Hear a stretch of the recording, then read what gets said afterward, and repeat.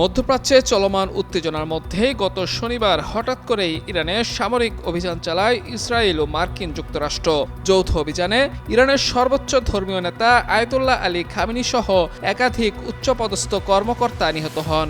এরপরই দ্রুত প্রতিক্রিয়া জানায় ইরান। ইসরায়েল এবং মধ্যপ্রাচ্য জুড়ে যুক্তরাষ্ট্রের ঘাঁটি ও গুরুত্বপূর্ণ স্থাপনায় ড্রোন ও ক্ষেপণাস্ত্র হামলা অব্যাহত রেখেছে দেশটি। এসব হামলায় ক্ষয়ক্ষতি হলেও এখন পর্যন্ত হতাহতের সংখ্যা বেশি ইরানের। যৌথ হামলায় ইরানের শিশুসহ অন্তত ৬০০ মানুষ নিহত হয়েছেন। যুক্তরাষ্ট্র ও ইসরায়েলের নির্লজ্জ হামলায় মধ্যপ্রাচ্যের দেশগুলো যখন নিশ্চুপ, তখন ইরানের হয়ে কথা বলেছে চীন, রাশিয়া ও উত্তর কোরিয়া। যৌথ হামলায় আয়াতুল্লাহ আলী খামেনি নিহতের ঘটনাকে নিন্দনীয় হত্যাকাণ্ড ও মানবিক নৈতিকতা এবং আন্তর্জাতিক আইনের সমস্ত নিয়ম লঙ্ঘন বলে উল্লেখ করেছেন রাশিয়ার প্রেসিডেন্ট ভ্লাদিমির পুতিন। ইরানের প্রেসিডেন্ট মাসুদ পেজেশকিয়ানের কাছে পাঠানো এক শোকবার্তায় তিনি একথা বলেন।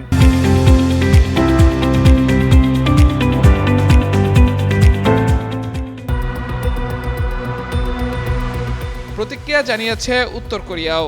এক বিবৃতিতে পিয়ংইয়ংয়ের এক মুখপাত্র এ হামলাকে যুক্তরাষ্ট্রের আধিপত্যবাদী ও গ্যাংস্টার সুলভ আচরণ বলে উল্লেখ করেন। কিম জং উনের প্রতিনিধি বলেন, যুক্তরাষ্ট্র ও ইসরায়েলের এই আগ্রাসনমূলক যুদ্ধ কোনো অবস্থাতেই গ্রহণযোগ্য নয় এবং এর ফলে বৈশ্বিক শান্তি মারাত্মক ঝুঁকির মুখে পড়বে।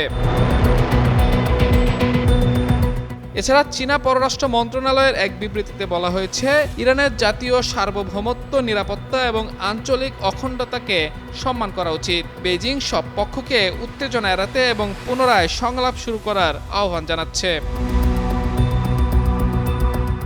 তবে এর বিপরীত চিত্র রয়েছে।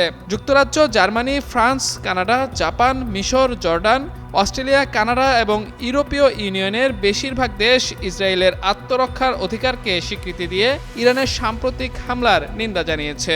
এদিকে ভারত সরাসরি কোনো পক্ষ না নিলেও ইসরায়েলের সঙ্গে দেশটির সামরিক, গোয়েন্দা ও প্রযুক্তিগত সম্পর্ক যুদ্ধে তাদের অবস্থান স্পষ্ট করেছে। কয়েকদিন আগে ভারতের প্রধানমন্ত্রী নরেন্দ্র মোদী ইসরায়েল সফর করেছেন। সেখানে তিনি ইসরায়েলকে নিজেদের পিতৃভূমি হিসেবে পরিচয় দেন। এদিকে আনুষ্ঠানিকভাবে ইরানে ইসরায়েলি হামলার নিন্দা জানিয়েছে বাংলাদেশ। এক বিবৃতিতে, যুদ্ধ অব্যাহত থাকলে আঞ্চলিক শান্তি, স্থিতিশীলতা এবং বেসামরিক জনগণের কল্যাণকে বিপন্ন করে তুলবে বলে সতর্ক করেছে ঢাকা। তাই সংশ্লিষ্ট সব পক্ষকে সর্বোচ্চ সংযম প্রদর্শন এবং মতপার্থক্য নিরসনের জন্য কূটনীতিতে ফিরে আসার আহ্বান জানিয়েছে বাংলাদেশ। মাহমুদুর রহমান, যুগান্তর নিউজ।